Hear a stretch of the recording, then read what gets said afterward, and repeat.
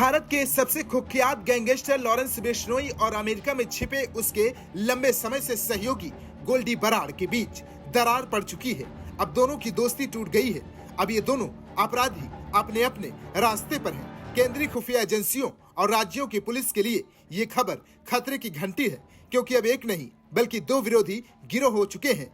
Indian express की report के अनुसार इस बंटवारे की जड़ अमेरिका में बैठे लॉरेंस के भाई अनमोल बिश्नोई की गिरफ्तारी से जुड़ा है।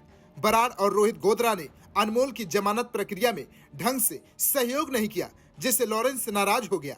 अब अनमोल रिहा तो हो गया, लेकिन उसके पैर में ट्रैकर पहनाकर छोड़ा गया, जिससे लॉरेंस के गिरोह की छवि और ताकत पर सवाल खड़े कर दिए।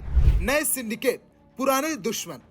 बराड़ ने अब अजरबैजान के रोहित गोधरा के साथ गठजोड़ कर लिया है, जबकि बिश्नोई कनाडा में मौजूद काला राणा के भाई नोनी राणा के साथ काम कर रहा है। इसका मतलब है दो नए सिंडिकेट का उदय, जो न केवल एक दूसरे के खिलाफ ऑपरेट करेंगे, बल्कि वर्चस्व की लड़ाई में निर्दोषों को भी शिकार बना सकते हैं। एनआईए के साथ उच्च स्तरीय बैठक।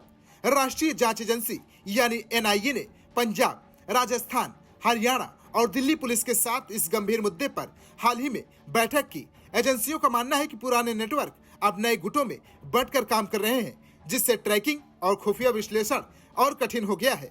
अमेरिका से नोनी राणा की धमकी। हरियाणा की यमुनानगर से ताल्लुक रखने वाला नोनी राणा, जो कुख्यात गैंगस्टर काला राणा का भाई है, अमेरिका से बिश्नोई के नाम पर वसूली कर रहा है। ये एक नया ट्रेड है, जिसमें अंतर्राष्ट्रीय स्तर पर बैठे अपराधी भारत में अपने गिरोह की गतिविधियां चला रहे हैं और सुरक्षा एजेंसियां सीमाओं के पार तक पहुंचने में बाधित है। बराड़ गोधरा की नई साजिशें। हाल ही में बराड़ और गोधरा ने कनाडा के मिसिसागा में एक व्यवसायी की हत्या की जिम्मेदारी ली, लेकिन पहली बार बिश्नोई और उसके अन्य साथियों का नाम नहीं लिया।